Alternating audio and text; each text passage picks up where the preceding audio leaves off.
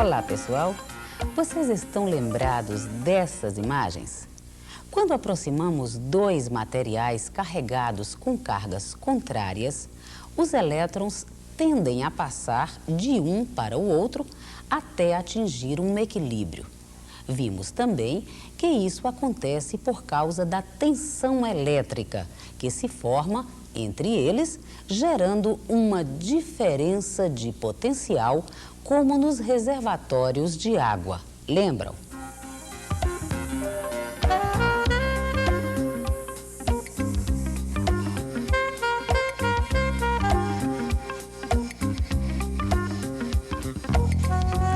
Bom, mas da mesma forma que a água passa para o reservatório que contém menos água, assim também os elétrons passam para o material com menos elétrons. Mas nós vimos que nem todos os materiais deixam passar facilmente os elétrons. Só para lembrar, nós temos aqui um fio de cobre, uma luva de borracha e uma bateria, certo? Então, o fio de cobre, assim como outros materiais, ele é um metal, certo? Então, o metal é chamado de condutor, ou seja, é um material que deixa facilmente os elétrons passarem. Todos esses materiais são chamados de condutores. Já a borracha, que não deixa passar facilmente os elétrons, é chamada de isolante. Hoje, nós vamos falar exatamente sobre o movimento dos elétrons nos materiais condutores. Para ilustrar melhor a nossa aula, nós temos também a bateria, que, como vocês viram na aula passada, ela mantém uma diferença de potencial entre as extremidades, ficando, portanto, com um polo positivo e um polo negativo. Bom, mas se nós ligarmos as extremidades do fio, que é o fio de cobre e que é condutor, aos polos da bateria,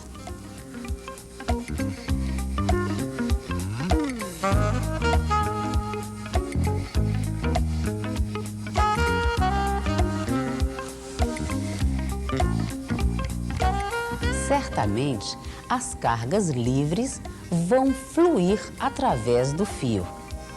Isso é o mesmo que acontece nas pilhas. Vejam.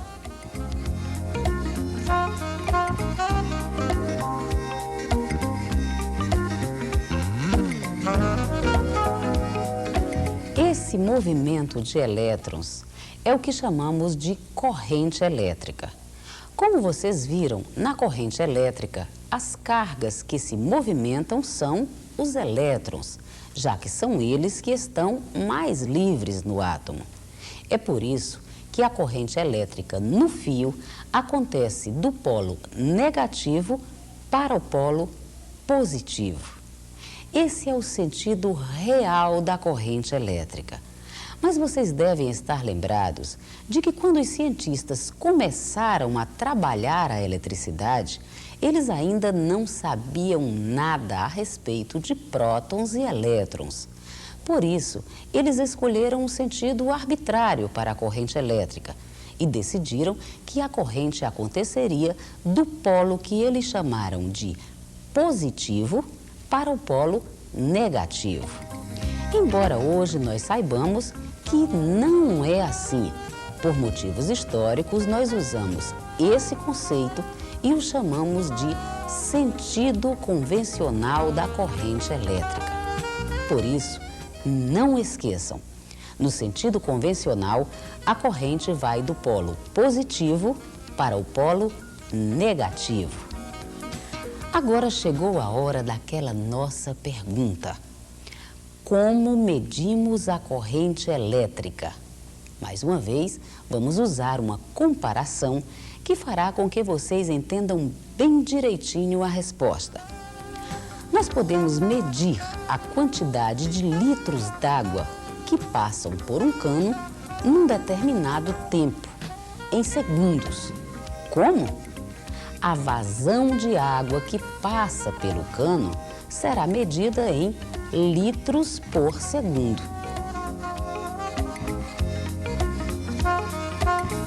Para medir a corrente elétrica que passa por um fio, fazemos a mesma coisa. Medimos a quantidade de carga elétrica que passa por um local do fio num tempo determinado convencionalmente. Chamamos a corrente elétrica de I, que será igual à carga elétrica que chamamos de Q pelo tempo T.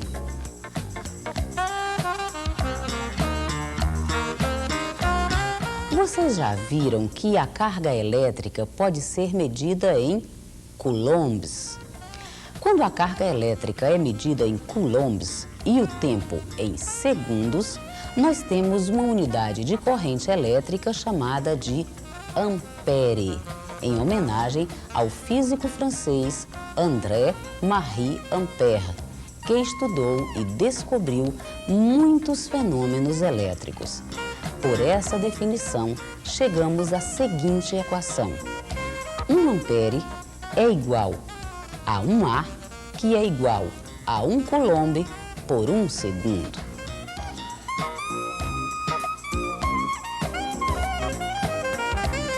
Vejam o exemplo da bateria. Se dizemos que as cargas que passam pelo fio de cobre têm uma corrente elétrica de 15 amperes, isso quer dizer que estão passando 15 coulombs de carga em 1 segundo. Agora vamos ver a forma gráfica de representar essa corrente elétrica ou circuito elétrico. Notem que no diagrama ao lado da bateria, o traço maior representa o polo positivo, enquanto o traço menor e mais grosso representa o polo negativo. Observem também que o sentido usado para a corrente é o sentido convencional. Bom, para encerrar a nossa aula de hoje sobre corrente elétrica, vamos conhecer agora os 2 tipos de correntes que existem: a corrente contínua e a corrente alternada. Quando os elétrons se movimentam sempre no mesmo sentido, como no caso das pilhas e das baterias, essa corrente é chamada de corrente contínua.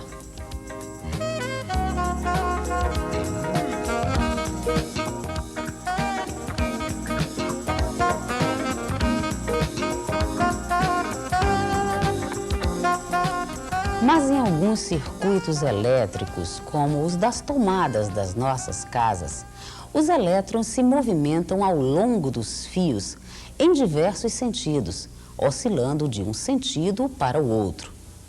Essa corrente é dita alternada.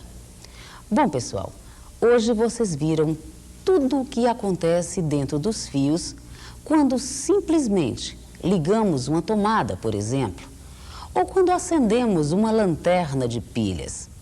Agora procurem trabalhar bem esse assunto com o seu orientador. Até a próxima aula.